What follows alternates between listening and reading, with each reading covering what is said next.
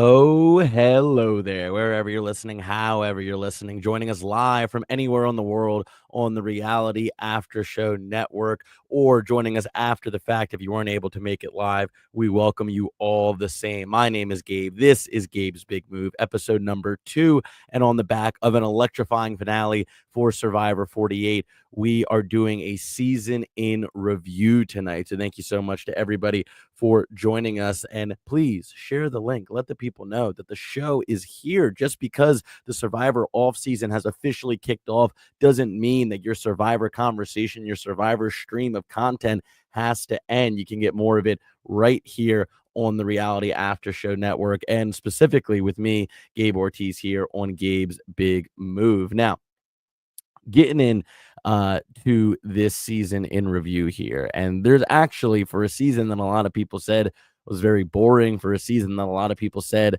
wasn't very good, and we're going to talk about that and kind of my views on that as well. I actually think that there is a ton to get into here, so let's get right into it. Any great Survivor season is going to start with the pre-merge, of course, right? And please leave your comments, leave your questions, whatever you want to throw into the comments section. Fill up that comment section. We did a great job in the premiere episode last week with a whole lot of stuff to talk about in the comments at the end of the show. So if you have any questions, if you want to do a Q&A, please, by all means, leave your questions in the comment section, and I'll save some time at the end of the show, as I do every week, to talk a little bit about some of the things that you guys wanted to ask me. It can be about the topic of the night, in this case, season 48. It can be about something about my season 47, or general Survivor and reality TV, whatever you want it to be. Leave it in the comment section. We'll have some time at the end for a little bit of Q&A. But getting in to the topic of tonight, season 48, a season in review. Let's start with the pre-merge, right? And this is where I think this season was actually the strongest, was in the pre-merge. I think that it was actually a very fun pre-merge. Now, that doesn't mean that it wasn't without some flaws. So let's get into this. And if you're going to have a conversation about the Survivor 48 pre-merge, it has to start in one place, and that's with Say Hewley, and with a more zoomed out perspective with her Green Tribe Bula. It's the only place that you can start a conversation about Survivor 48's pre-merge. Say was obviously the out-and-out main character of the pre-merge. She finished her time on the show with 53 confessionals. 53. And she didn't even make it to the jury. 53 confessionals and about 14 and a half minutes of confessional time. I mean, this was something that was truly unprecedented. Somebody getting this much airtime in the pre-merge. Now, I don't think it was all Say. A lot of it was Say. Most of it was Say and her personality and what she brought to the show. But I also think that it was a symptom of having this 3-tribe format where you have a disaster tribe. And I don't think that the 3-tribe format is always destined to fail, like a lot of people seem to think. But I do think that when you have this disaster tribe set up, in 47, we didn't have a disaster tribe. Tuku, my tribe, the blue tribe, went to tribal once. The other 2 tribes went to tribal twice. And then we got an emergatory. So I look at this 3-tribe format as not something that is inherently bad, but we have seen time and time and time again with this new era 3-tribe format that there just always seems to be a disaster tribe, and it always gets stale constantly. And we're going to talk about that a little bit more in a second, but I want to stick with Say here. She was this very chaotic character who, while being chaotic, seemed to really lack true agency in the game. And I think that she is an archetype, and I think that it was maybe intentional, maybe a coincidence that we got 2 of this archetype in back-to-back seasons that were just so to a T what they were in Rome and in Say. Now, and I've talked about this many times on many different shows, including the recap show that we do here with Johnny and Bobby and Matt and all those guys, Wayne as well, that the main difference between what Say brought to the show and what Rome brought to the show is that the outcome was very similar, but the root cause of it, I think, was different. in that when Rome came out and Rome was being Rome, he was very intentional about what he did. He knew that he was playing to the camera. He knew that he was riling people up. He knew what he did and how it was going to come off. It was very, very intentional. Where Say, on the other hand, I don't think that she had that intent behind it. And personally, I think that makes her a better casting. I think Say is Say no matter what, whether she is in Fiji playing Survivor or whether she's in Panera Bread in California. I think that she is the same exact person. Where I don't think Rome is the kind of guy that he was in front of the camera that he is in his everyday life. What kind of guy that is, I can only say from very few isolated interactions that I've had with them. We hung out for a few days in Philly after our season ended, but before it started to air. So in that summer of 2024. But beyond that, I haven't hung out with him a whole lot. So I can't say what Rome is like in real life in his day-to-day life, but I do know that it's not what we saw on the island. And that's his thing. He's a showman. It's what he does. It's what he went out there to do, and more power to him. Say, I think that is who she is to her core, is what we saw on the island in Fiji over the course of season 48. So I think that she is somebody who that kind of casting is always going to dominate screen time. And it's always going to specifically dominate screen time in the pre-merge, because what having somebody like Say on your cast does is the very beginning of the game, it's always chaotic, right? I mean, unless you're talking about a returnee season, it's always chaotic when you have a bunch of newbies out there because nobody has any idea what's going on, right? You're playing Survivor for the first time. It's crazy. You're overwhelmed. You're hot. You're surrounded by all these cameras and microphones and producers. You're with all these strangers that after 5 days you finally get to talk to for the first time. Everybody's nervous. Everybody's frantic. Everybody's thinking a million thoughts at once. And some people act on them all at once, and some people don't act on them at all. And some people kind of find their way faster than other people do. But the point being that these kinds of people, they cast these people. And this is my own opinion. This is my own theory. But I do truly believe that people like Rome and people like Say, they get casted to add to that early day chaos. They get casted to add to that early days paranoia that people feel. And we hear Saul talk a lot about this in our season with Rome, where he's like, I get to play Survivor one time in my life, probably, and I got to play it with this guy, Rome. That's what the producers want to happen. They want these people that are already losing their freaking mind by being in the first week of playing Survivor, lose their mind even more because they have to figure out everything internally that they're dealing with, and they have this complete nutcase that they have to navigate as well at the same time. And that's what Say was on season 48. And if that's why you're casting her, if that's the goal, then it's a slam dunk. And for those first few episodes, like 100%, he was somebody who you talked about right after the episode. She's somebody you thought about a lot when you waited for the next episode to come out. Like, that is who Say was. It's why she got casted, in my opinion. And I thought that it was a slam dunk to achieve that goal. But looking at her as a player, right? Because, and I think I talked about this on last week's episode, that there's two sides to every Survivor season, and there's two sides to every Survivor contestant. Is the game side of it, who are you as a player, and the TV side of it, who are you as a cast member. As a cast member, I think Say was a slam dunk. I think that she hit every single note that they wanted her to hit when she was going through casting and eventually made it onto the show. I thought she was somebody who had a lot of great clippable moments. She was somebody who kept you invested over the course of the episode. Say was somebody who you, again, talked about after the episode, said, oh my God, that person is crazy. And then over the course of the next week, you were like, what is Say going to do this week? So as a cast member, I thought she was a slam dunk. But looking at her as a player, she found an idol with the help of her tribe, with great help from her tribe, and misplayed it. She was constantly lied to and left out of votes by her number one in the game, Cedric.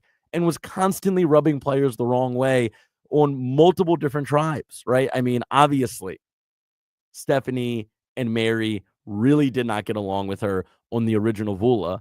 And then when they tribe swapped, Chrissy and Mitch had a massive problem with her on the tribe swap. So it's like it didn't matter. It wasn't just the starting 6 people that she got to play with, 5 other people that she got to play with that didn't like her. It was everybody that she seemed to come in contact with on the island didn't really seem to get along with her very well, except for Cedric, who was constantly lying to her and constantly not involving her in plans. So I look at Say as a player and I say, I don't think that there's a whole lot here. I don't think that she really brought a whole lot to this season in terms of gameplay, in terms of social savvy, in terms of strategic acumen, in terms of a challenge performance. Like everything that goes into being a good Survivor player, I don't think that Say really had. And again, I give this precursor, I give this statement before I talk about anybody who's on Survivor or on any of these reality TV shows that the person I am talking about is the character that was heavily edited for the show that we watched. I've never met Say in person, so I don't want to make any comments about her as a person. And I'm sure that there were tons of things that Say did and influenced on the island that just didn't make the cut. But I'm not talking about Say the person. I'm not even talking about Say's totality on the island. I'm talking about the character that we were presented on season 48 of Survivor. And the character that we were presented on season 48 of Survivor when it came to Say was somebody who had very little agency on the game, was constantly blindsided, was constantly having her name written down, and was constantly left out of votes. And that is somebody who I think always is going to hit a wall. And that wall is probably going to come around Mergatory, right? I think that if you're that kind of player and you don't get voted out right away, then you will probably find somebody or a group of people who want to keep you in the game because they see your chaos and they think they can control it, like Cedric, like Justin, like Kevin. And those people are going to deal with you for as long as you can, and you're going to hit Mergatory, and everybody's going to be looking for an easy vote. Everybody's going to be looking for an easy vote once you hit Mergatory because it's so cagey and there's so much on the line and you're so close to hitting so many important milestones that everyone's going to say, well, nobody really likes having Say here, so let's just vote her out, right? Right? Just like we did with Rome. And it's exactly what happened. They went out one place apart, I think. Rome was one vote away from making the Merge tribe. Say was one vote away from making the jury. So they essentially went out in the same exact part of the game. And that doesn't surprise me at all because that's when those kinds of players go out all of the time. So looking at Say as a cast member, I think she achieved everything they wanted her to achieve. As a player, I don't really think there was a whole lot to hang her hat on other than playing hard, but playing hard never turned into anything because no one ever really wanted to work with Say. And so none of the plans she ever wanted to implement worked out. And the one time that she did have a plan that should have worked out, which was getting Mary plays her shot in the dark. And next thing you know, Justin's going home. And so that's a good segue to talk a little bit about the foil to Say over the course of the season and over the course of this pre-merge. And that was Mary. And while she made it quite deep into the game, her story was in the pre-merge. There's no doubt about that, both looking at it from a story perspective and looking at it from a numbers perspective. How much time she was on the show or how much time she had on air, her confessional count, how much actual screen time she was getting. Her story was in the pre-merge. And I think that she was this awesome foil to Say. If Say was the villain, Mary was the hero. She was one of, if not the best confessionalists of the season. And she was the scrappy underdog that everybody loved to root for. And we just talked about it. She had this very proper wow moment when she plays her shot in the dark and she hits it. And what I saw Mary as over the course of the Survivor 48 pre-merge was we were getting all of this time with the Vula tribe, so much time with Vula. And Mary was like the regular person, right? That she was the audience being put onto that island. She reacted how everybody watching from home would react if they were on that tribe with Say. And it was like, oh my God, this person is ruining my life. I can't believe that I'm out here with this person. I can't believe that I have to deal with this. And I can't believe that everybody around me on this tribe and Cedric and Justin aren't seeing what I'm seeing and they don't want to do something about this. And I would say that it's very similar to the role that Saul played in season 47, where like everybody was thinking what Saul was saying. What is happening? I can't believe that this person is so unhinged and so much of their wackiness is being directed towards me. And that was Mary's story through the pre-merge. And luckily for her, and I would say luckily for us as an audience, she won that battle. She hit that shot in the dark. And when she hit that shot in the dark, that in a way was a declaration of victory for Mary. That was her saying, I made it out of Ula alive. And making it out of Ula alive, I know that I have places to go in this game on a tribe swap or at a merge or whatever's coming next for us. I don't know if I can say the same thing about Seth. And so I think, and we're going to talk about Mary a little bit later in this episode about her presence or lack thereof in the post merge. But pre merge Mary was the star of the show, was the absolute star of the show. Her confessionals were funny. They were engaging. They were easy to understand, but yet so insightful and complex. And I have so much admiration for pre-merge Mary. She was so much fun to watch. And if I was thinking, oh my God, what is Say going to do next week after an episode ended? My very next thought was, how's Mary going to deal with it? And it was always very satisfying to see Mary come up with new, interesting ways to handle this just absolute whirling dervish of chaos and wackiness that was Say. So I look at Mary as this awesome foil for Say, who often was very frustrating to watch, and I think was somebody who was great for why she was out there and served that purpose. But boy, does it really get under your skin when you're watching it, thinking. And for me personally, as somebody who has played Survivor, thinking like, oh my God, if I had to play with this person, I don't know what I would do. I simply don't know what I would do. And the third member of the Vula trifecta that we have to talk about if we're talking about season 48's pre-merge is, of course, Cedric. Now, I described Cedric as Heisenberg from Breaking Bad if he went through the whole series of Breaking Bad, but his personality was the same as it was in season 1 and season 5. He was this mild-mannered guy who just kept finding himself in these very powerful but very stressful positions. And I think there's no greater example of that than Mary's shot in the Dark Tribal, where he literally, to someone's face, has to choose between Justin or Say to go home to their face because of how all those crazy voting permutations worked out. It was wild. It was unbelievable.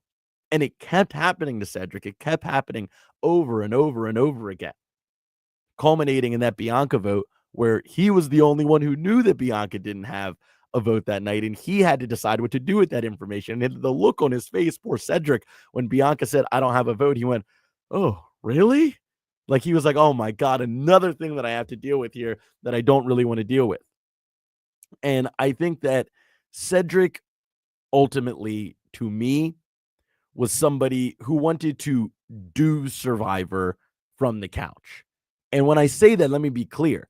I'm not for a second diminishing all Cedric achieved out there and just going out and doing the damn thing in itself. Like that is the victory. That is the achievement for anybody that plays Survivor, is getting out there and playing and actually doing the damn thing, right? Everything that happens after that, after you get casted and after you're in Fiji, like that's house money.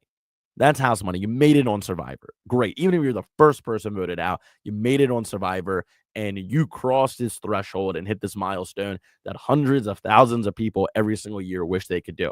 So I'm not at all diminishing Cedric's Survivor journey. But what I took away from his time out there is that he was somebody who wanted to see Jeff and try the challenges and build shelter and make fire and snoop around for immunity idols. But he didn't actually want to deal with the dirty parts of the game. He didn't want to deal with the starving. He didn't want to deal with being homesick. He didn't want to deal with the backstabbing and the lying. And most importantly, ending people's dreams that he cared about. I don't think that that was ever attractive to Cedric, and I think he may have underestimated how big of a part of the game all of that is. Like that is the core of Survivor.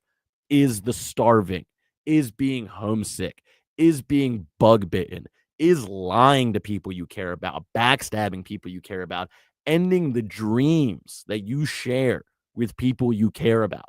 Like that is at the core of Survivor. All the other stuff, the dressings, as I like to call it, are very important parts of the game, but it's not what you're dealing with on a daily basis, right? Like what you're dealing with minute by minute is all the dirty things I just talked about.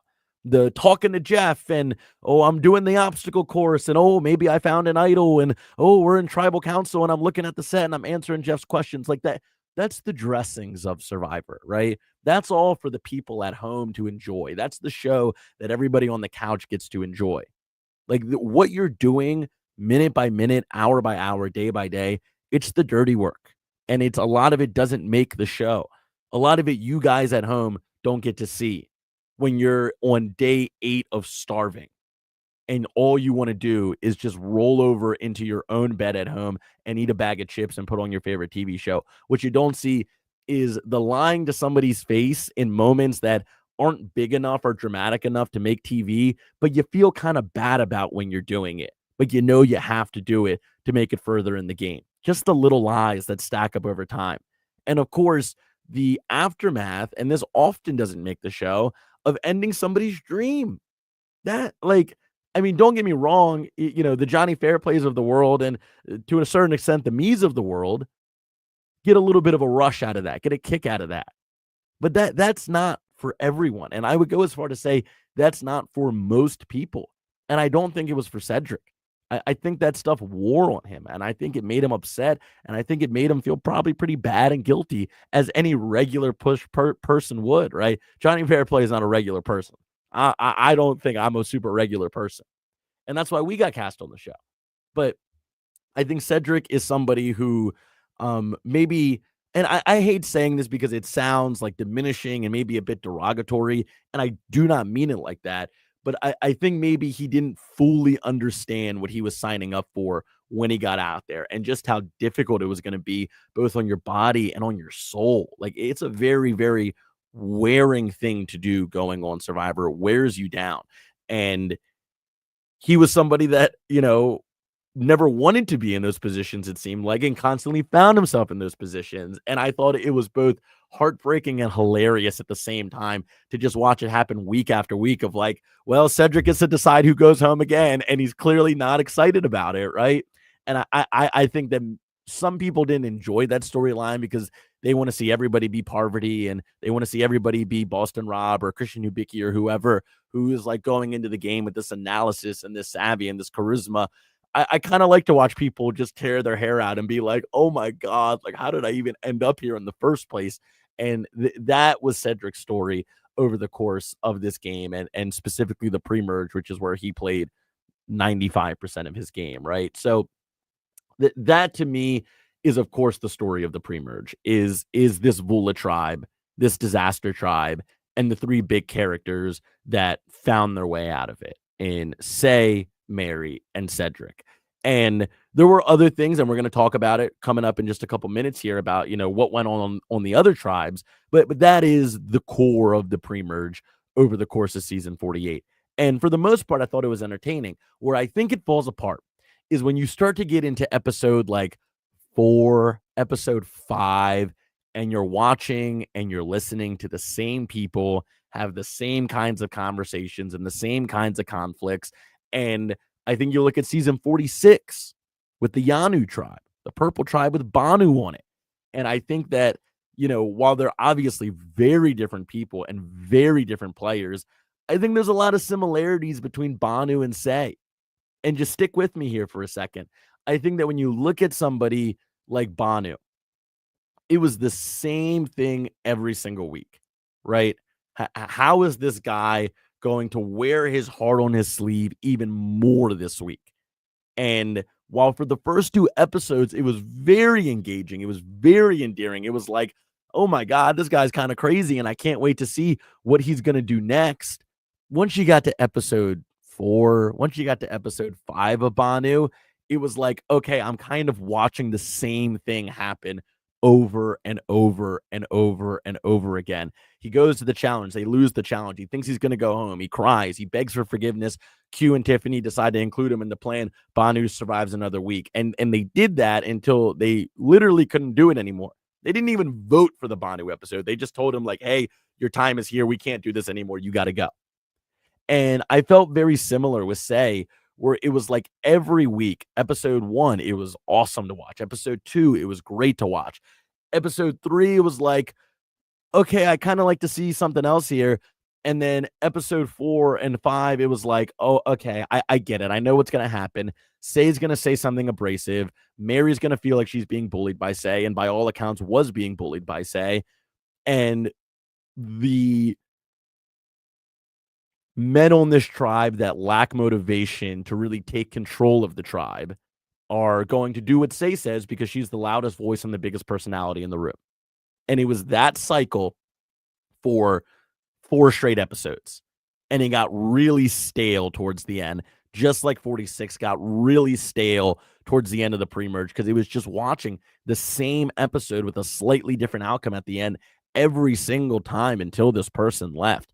And that's something that I think the editors and the producers need to really figure out when you have these disaster tribes play out of how do we not let this get stale? How can we mix this up a little bit?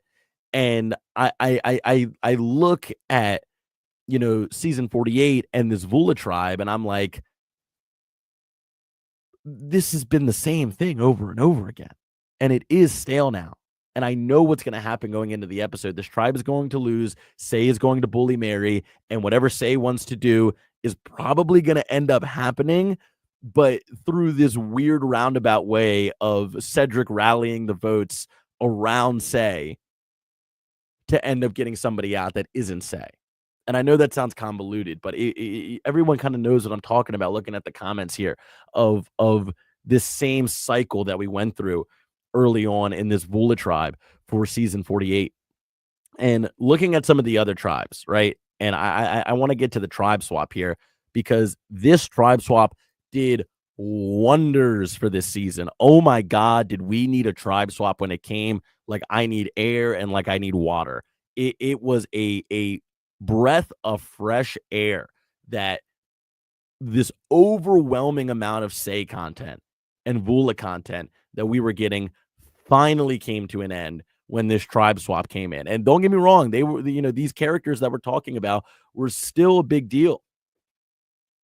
But we finally got to properly be introduced to some other big personalities like Bianca, for instance, in her boot out episode, where, we really got to see a lot of her personality. And also in that same episode, we got to see a whole lot of Chrissy as well, which was somebody who was largely invisible over the course of the first few episodes of this season until the tribe swap. But somebody I want to talk about in the tribe swap more than anybody is one of my favorite people, one of many people's favorite people from season 48, and that's Thomas. For me, Thomas is the one that got away. It is so upsetting that we did not get more of Thomas this season because they never went to tribal before the tribe swap. And then as soon as they do go to tribal, he gets voted out with just 5 confessionals and 5.5 minutes of total confessional time. He was so captivating to listen to. He was such a great narrator. He was funny. He was engaging. He was sassy. And he was very active in his attempts to shake the game up. He rode the middle of his original Loggy tribe very, very well, which is something I'm not seeing anybody on any shows talk about. He is somebody who was riding the middle so well in his original tribe, where he had his dudes alliance with the California girls, him, Shaheen, and Joe, but then he had a secret number 1 in Bianca the entire time. And it's kind of shades of Kyle and Camilla in the end game for season 48, where it was like Kyle was sitting in the middle of this power alliance that ran the game, and little did anybody know he had this secret alliance member in Camilla that was really where he was playing his game. And Thomas had the same exact setup on his original Logi tribe. And to find yourself in that position is a very difficult thing to do. And it's why Kyle is such a great player. And it's why many people, myself included, feel Thomas had so much potential to be so much more than what he was on this season just because of when he got voted out. And frankly, being the collateral damage of Kyle's idol play during this tribe swap. But it is such a big disappointment that we did not get more of Thomas over the course of this season. He was so engaging, such a good narrator, was so active, played the middle very well, was such a good, funny, not inspiring, but invigorating confessionalist, and wasn't afraid to get his hands dirty.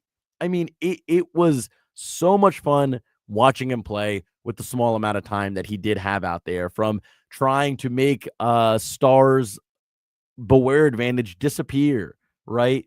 To, talking shit about people in confessionals and being nice to their face and having a knife behind his back. I mean, I could do a whole episode just on how much potential Thomas really had and how much I really would like to see him get called back, to see him do more with more and not just be collateral damage for the eventual winner's idol play on a tough tribe swap situation. So I do not have any bad things to say about Thomas. I've met him in person. I think he's an even better person than he was a Survivor contestant. All the things I said about him being charismatic and funny and warm and welcoming and funny and a perfect amount of sass for a person to have, like, all of those things exist in real life. And then when you give him the freedom that Survivor gives you to be a little nefarious and to be sneaky and to be mischievous and to be a backstabber, like, he owned all of that so well. So I am such a big Thomas fan, both in the game and in real life. And I know he's doing great in real life. And I count down the days till we get to hang out again. And I count down the days till I get to see him on my TV screen again. I really, really do. So I think that covers a lot of the big characters and a lot of the big moments of the pre-merge. And I want to now get into the next phase of the game, which I would consider the jury phase of the game, right? All this mergatory nonsense, whatever you want to call it. Like, to me, the split of the season is very clear for all these new era seasons. It is before the merge, or excuse me, before the jury and after the jury, right? That's the split. Both socially, that's the split. If you make the jury, those are the people you spend the most time with over your time in Fiji. If you don't make the jury, everyone else who didn't make the jury, that's who you spend the most time with during your time in Fiji. Like, okay, well, maybe it's when you hit mergatory. Is that the split because you're all on the same beach? Well, I wouldn't quite say that. Is it when you get your merge buff? Is that the split? Well, I also wouldn't quite say that either, because you can get the merge buff and be on a plane back home literally the next day if you get voted out in that last to not make the jury spot. So, like, I don't consider that a good split. The jury is the split. The post merge properly begins once the jury phase begins. So I think everything pre-jury phase, I feel pretty confident in covering.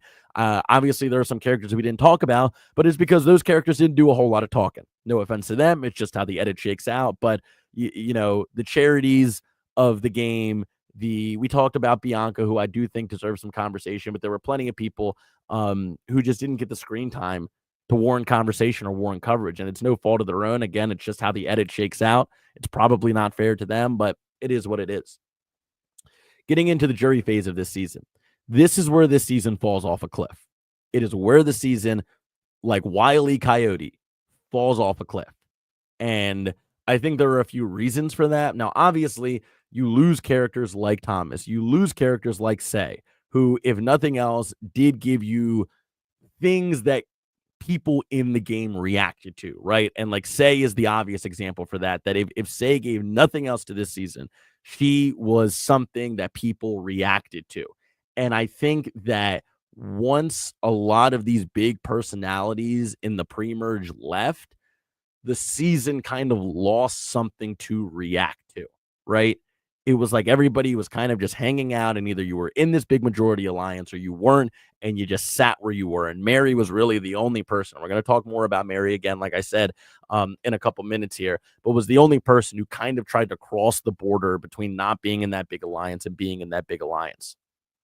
The editing of this season was hell bent on telling us a story that, per a lot of the exit interviews, particularly from the finalists and the late gamers, this story simply did not exist. And that story was the oversaturation of Joe and Eva, which at first was very endearing. They had that, amazing moment where Eva's having a breakdown and Joe comes over and comforts her and brings her back down to earth. And, we all know that story. But eventually, this Joe and Eva story became boring, stagnant, and didn't really go anywhere, right? And I think that the editors were so in love with this heartwarming tale, and Jeff was so in love with this heartwarming tale of Papa Bear and his cub, and he's got to protect her, and that doesn't mean that she's helpless, though. She's a feisty bear cub, and she has her own agency, and she's winning these challenges, and she's getting all these advantages and idols, and yada yada yada. And it was this story of protector and protege, and that story was very endearing. But again, it didn't ultimately go anywhere. And I think why it didn't go anywhere is because those two running the game isn't actually what was happening. That's what I take away from a lot of the exit press. And that's what I take away from the finale and the way that everybody voted. And them getting to the end, all of a sudden, it felt like it was like a whiplash. It was like 1 week, Joe and Eva were running the entire game, and everybody, fans, pundits like me, and everybody was saying like, "Oh my God, I can't believe they're letting Joe and Eva win the game." And then we got to that last the penultimate episode when Shaheen goes home, and in the blink of an eye, everybody was like, "Oh my God, Joe and Eva are the goats of the season." Like, oh, that's why they're not getting them out, because they're not running anything. They've just been sitting in this alliance and soaking up all the screen time. But they're actually not pushing anything forward. They're actually not the ones who are running anything. It seems like Kyle and in the shadows, Camilla were the ones who are really running things. And earlier in the jury phase of the game, like David was somebody who was running a lot of things. And Shaheen had his fair share of running a lot of things. But like over the course of a week, it went from, oh my God, Joe and Eve are going to win one of those two, maybe unanimously at the end, to like, oh, whoa, they were goats the whole time. Where did that come from? Where did that sentiment come from? And it wasn't just the players in the game that expressed that. It was like everybody, all the fans, all the people who commentate on this show were like, oh, wait, Joe and Eva not only are not going to win, they were never going to win. And that to me, and look, I spent a lot of time with the producers out there. I've met a lot of the editors in real life. Obviously, I've met Jeff and spent time with him. These are all wonderful, hardworking people who I have so much admiration for, who I have so much respect for, and who I think have some of the hardest jobs in the entire world. But I think they missed on this one. And it's okay. You make 48 seasons of the same show, you're going to miss on a few. And I think that this was a miss. I think that they had this story that probably in real life, when you're on the island, was very captivating to watch. And the idea of it is very captivating. But I think they had to do a lot of heavy lifting with the editing to tell the story they were trying to tell. And in the end, they hit a bottleneck where it became clear to everybody that this is not the true story of what was happening on the island. I mean, Joe was the guy of this season. Everyone was saying, if you don't vote this guy out, he's going to win in the finale episode. And we got to the finale and it was like, of course Joe's not going to win. Of course Eva's not going to win. Of course Kyle's going to win or Camilla's going to win. Whichever of those two make it to the end is going to be the winner. And they were just telling the story that did not exist. And it led to it being very boring and very stagnant because where the game was actually moving And the gears within this season that were actually turning were not being shown. And what we were being shown was a very stagnant, unmoving part of the game, which was Joe and Eva. They didn't really seem, and again, I'm not trying to diminish what they did out there, and I'm just talking about the edited characters that we saw on TV. But it doesn't seem like they did a whole lot of anything out there other than just not vote for each other and vote together every time and be part of this alliance. And that to me it's a miss. It's a total miss. And I kind of want to expand on that a little bit here because a lot of the stars of this season, and no pun intended, but a lot of the stars of this season were left behind and left out of the edit in favor of Joe and Eva not really doing anything, not orchestrating blind sides, not causing drama, not being particularly funny or charismatic. Not to say that they're not funny and charismatic people. I've met both of them in real life, and I think they both are very funny and very charismatic. But on the show, they didn't really have a whole lot to offer because I don't think they had a whole lot to do when they were out there. They weren't orchestrating votes. They weren't deciding who was going to get blindsided. They weren't even playing all the advantages that they had between them. And looking at some of the people that were left behind for that, like I said, no pun intended, Star was one of the stars of this season, and we barely got to see her. And I know that that's a take that's very old at this point, but I just think that she was by far one of the most entertaining confessionalists of the season. Every time she had a confessional, I was at minimum smiling and at best belly laughing. As a tribal council speaker, she brought the house down at Tribal every single time that we got to see her answer a question at Tribal. She brought the house down. And perhaps, yeah, she lacked the agency and maybe the strategic acumen to have a lot of influence to direct where the game and where the season went. But to not utilize Star as a consistent stream of positivity and comedy and laughter on 48 is a brutally missed opportunity. Brutally missed in favor of more screen time for Joe and Eva, who again were kind of just hanging out and saying, oh, who are we voting for today? This person. All right, sounds good. Let's do it. And that was their game. And I'm not taking away from their game. I promise you, I'm not trying to do that. But like, we all know what we saw. And it was Joe and Eva being very stagnant players, just sitting safely within this insulated alliance they had. And that is not very entertaining to watch. It's not very fun to watch.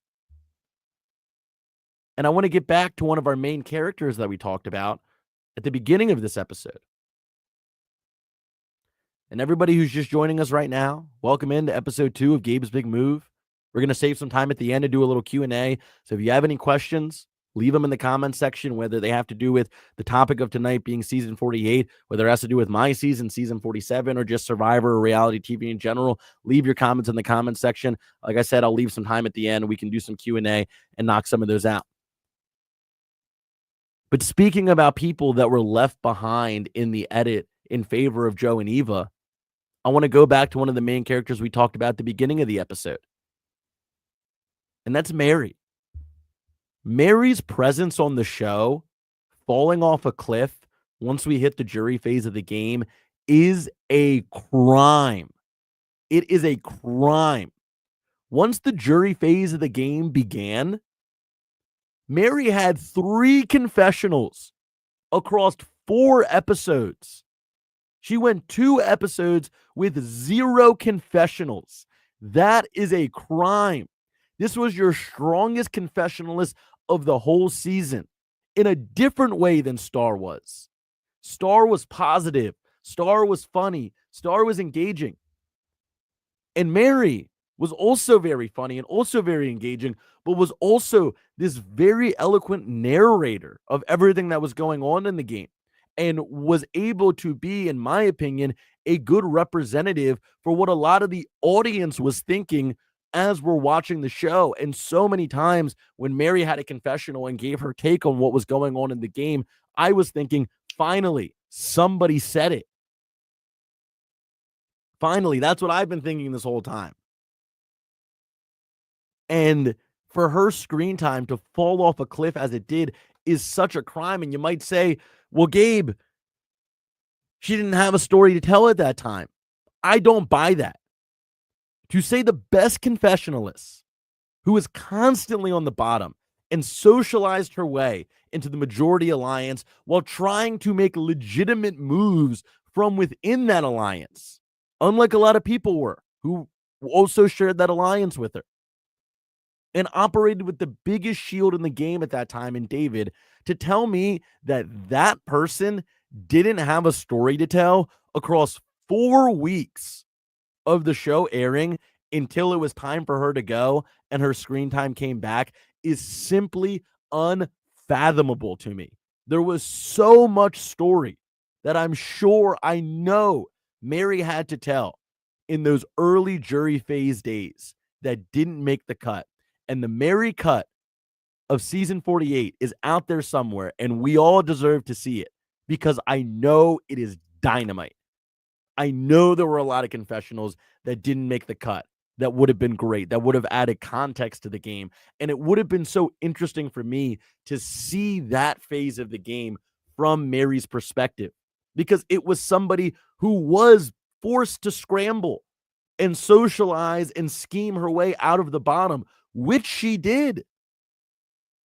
And instead, what we got was Joe and Eva sitting in the place they had been from the very beginning of the game, which was safe with each other.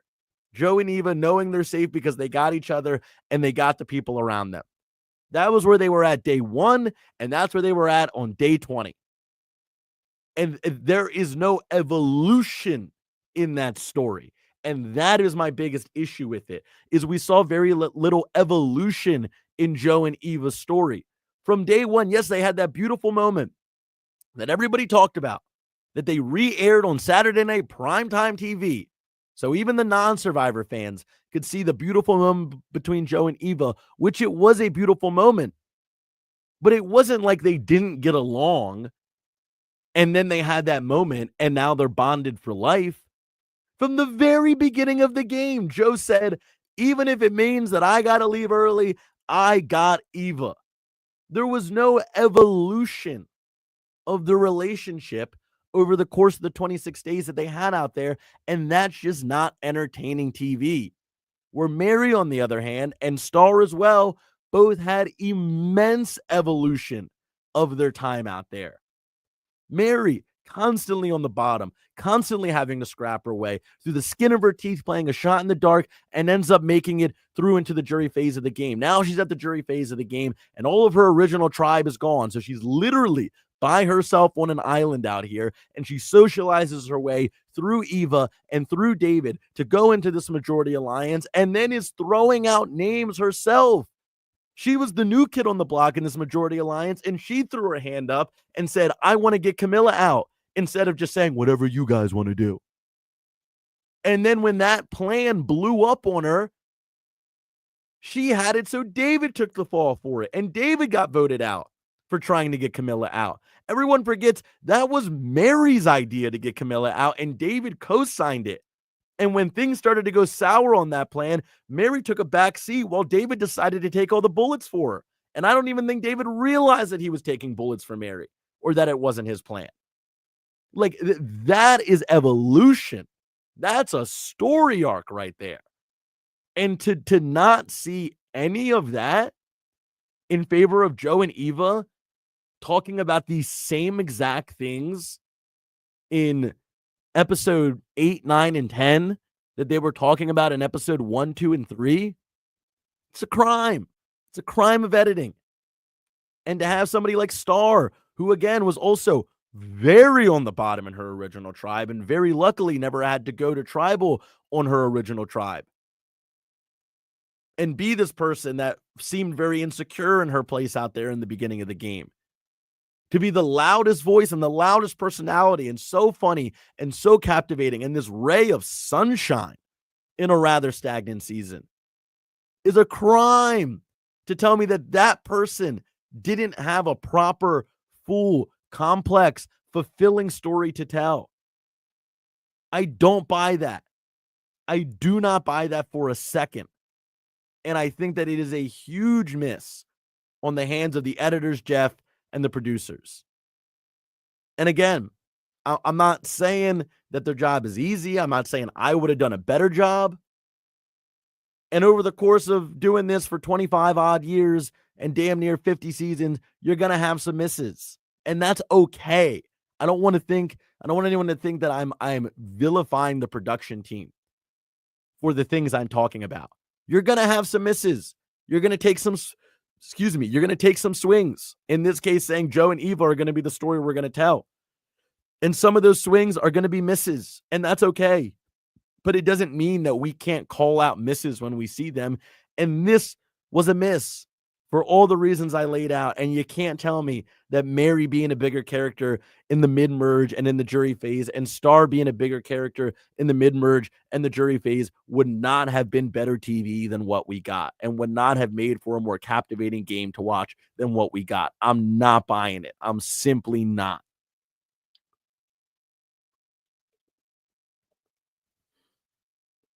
So looking at the end of this game now, an hour flies by with you guys. I got to say, I look at the clock and I'm like, oh my God, we were 15 minutes into this episode 2 minutes ago, and now we're 50 minutes in.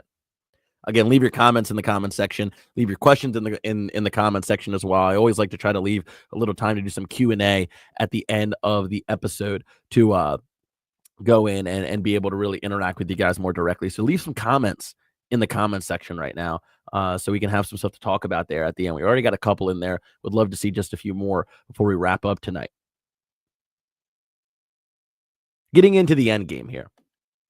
And I'm not going to break down these characters quite as much because I did a lot of that last week.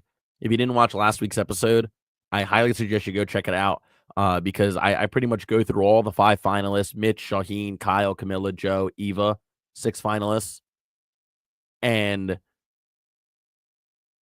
I look through all them. I break down all their games. I look at their chances of winning, and obviously we know Kyle wins. So I'm not going to break down those characters quite as much because I did a lot of that last week, and you can go check that out on the Reality After Show channel if you want to get some more of that. If you want to see a lot of my deep thoughts about Mitch, if you want to see a lot of my deep thoughts about Shaheen or Camilla or any of them, go check it out on last week's episode. But I do want to talk about the end game as a whole. And the end of this season really seemed to show us a glimpse of what was happening the entire time on the island. And we talked about this a little bit earlier. And it's the idea that, like, Joe and Eva were never really in control of what was happening. They may have had a say, they may have been involved, but they didn't really have control over what was happening. And that lied with a lot of the other people in the end game, like Kyle, like Camilla, like David until he left, like Shaheen. And I think that those last couple episodes really made that clear to everybody. And it was a whiplash for us as an audience because we were told one thing for 4 months of watching the show. And then the last 2 weeks, it was like, wait. They were never running things. I thought they were the only ones running things. And all of a sudden, like, not only are they not running things, but like everyone kind of wants to sit with them at the end because they see them as beatable. They see Joe as beatable.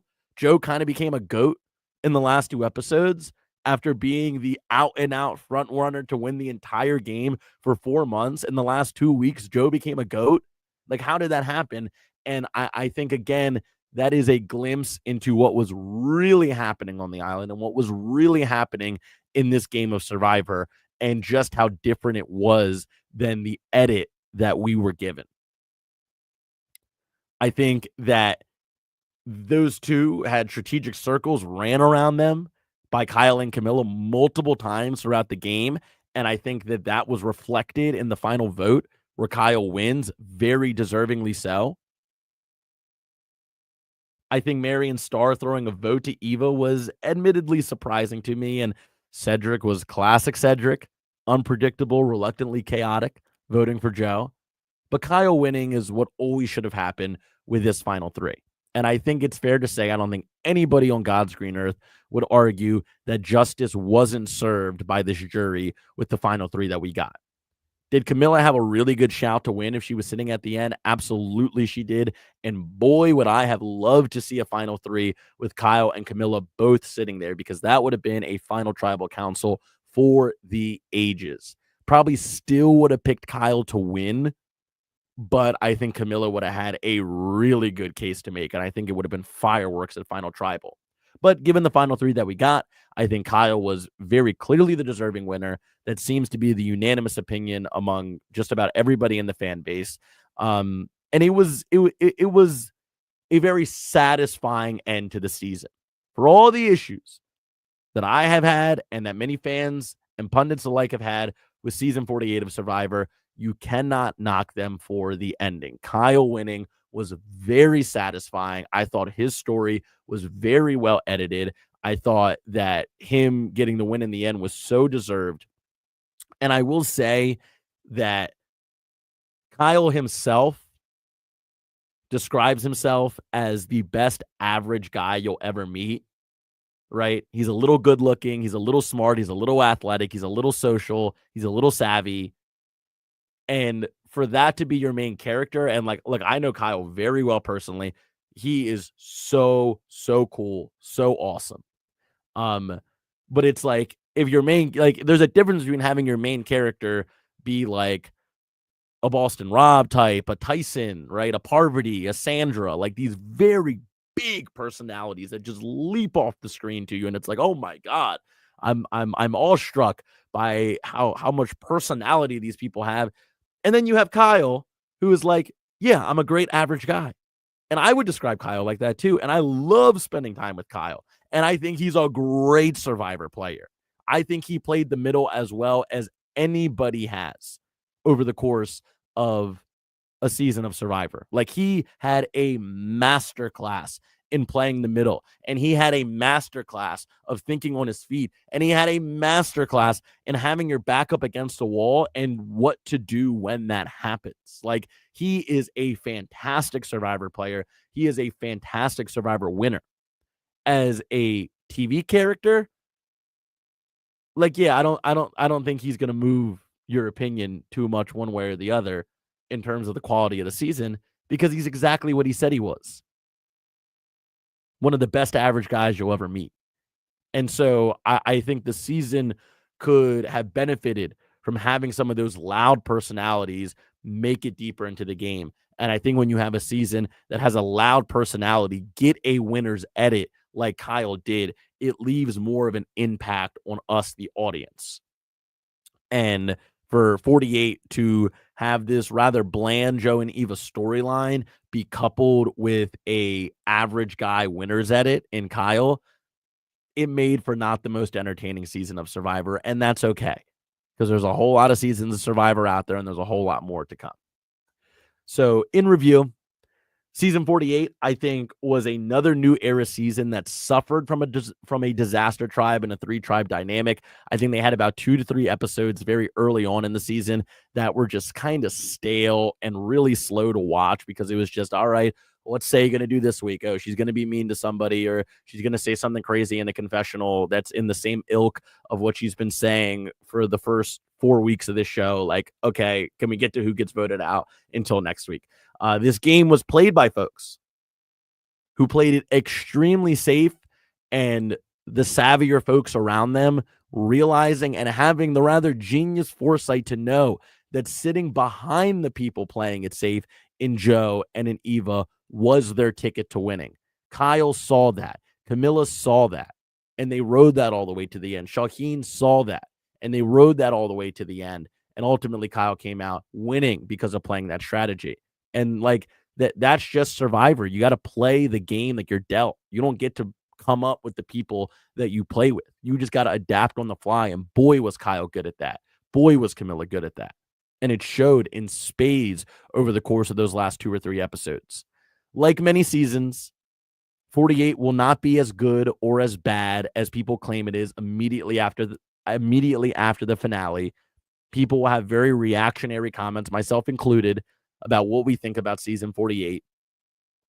But I think the legacy of this season will be a fun pre-merge, followed by a confusing and ultimately kind of boring post-merge that will leave this season more forgotten than others as time goes on. But the shining stars of Camilla and Kyle will be very talked about for years and seasons to come.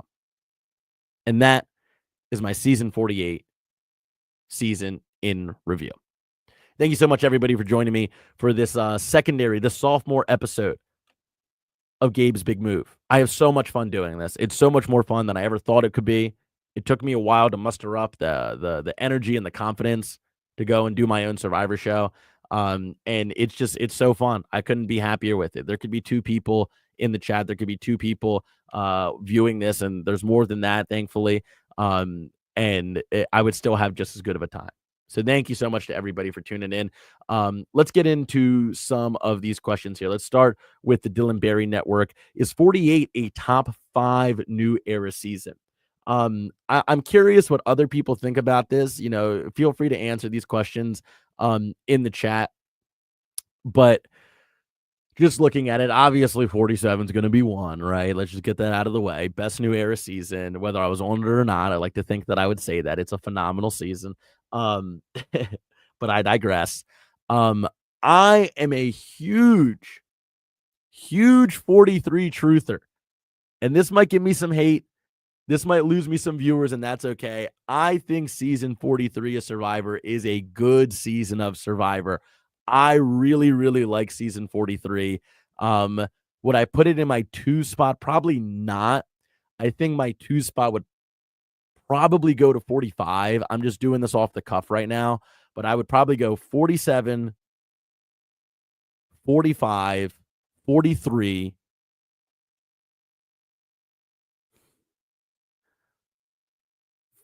46, 48.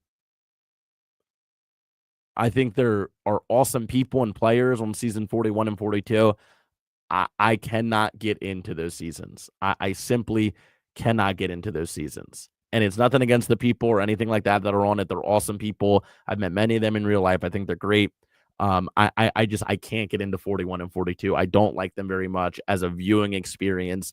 So that would probably, I would say 48 is my 5th spot in the new era right now. 47, 45, 43, 46, 48 is how I would rank them right now. So to answer your question, Dylan, yes, 48 would be a top 5 season, just barely in the new era. Let's try to get one more question in here before I get out of here. I just did my ranking of the new era, so we won't do that one. This may have not been a question directed towards me, but I do think that it is an interesting question. And I just had it and then I lost it. Here we go. This isn't the question I was looking for, but it is a good question. We'll get to the one I was looking for next. Daryl Seymour, Gabe, who would you have voted for in the final 3 if it was Joe, Eva, and Mitch? And who do you think would have won if they were in the final 3? I think it's a very interesting question because it's 3 people that didn't really have a whole lot on their resume, right? I think that I would probably, if I was on that jury, which is like a wild hypothetical because I have no idea what happened to Ponderosa. I have no idea what really happened out there on the island. So like this is a big this is if an audience member got transported onto the jury for Final Tribal, which is not at all indicative of what would really happen. But if I was on that jury, I think my vote probably would have gone to Eva. Reason being that the main reason I think Joe and Eva were as safe as they were over the course of this season is because of all of Eva's idols and advantages. And I think that, you know, her vulnerability led to her getting Star's idol, her going on all these journeys and succeeding on them gave her all these different advantages over the course of the season. So I think I'd probably go with Eva because I think that's where a bulk of the strength of the Joe and Eva duo came from and why nobody really wanted to step to them at any point until the very end was because, well, she's got all these idols, she's got all these advantages. The odds of a move against them blowing up in my face if I'm the one who makes it is so high. I'd rather just try to work with them or leave them alone. And like that is a vast majority Eva's doing. And you can make a fair argument that the other half of that is Joe always being immune. So it was like you can never really go after either of them because Eva had so many advantages and Joe had so many immunity necklaces that like that's where the strength of this duo came from, was that you could never vote for Joe, and voting for Eva was such a big risk because of all the advantages she could have to turn it back around on you. So it's like I think there's a fair argument for both. I think I'd probably go Eva just because I think she was a little more active in the game, and I think those advantages are really a big crux for why that duo was so strong and, more importantly, so safe throughout the game. This is an interesting one here from Brian Kelly. Is it necessary to hear about Kyle being a lawyer or Eva's background? Does it move the show forward?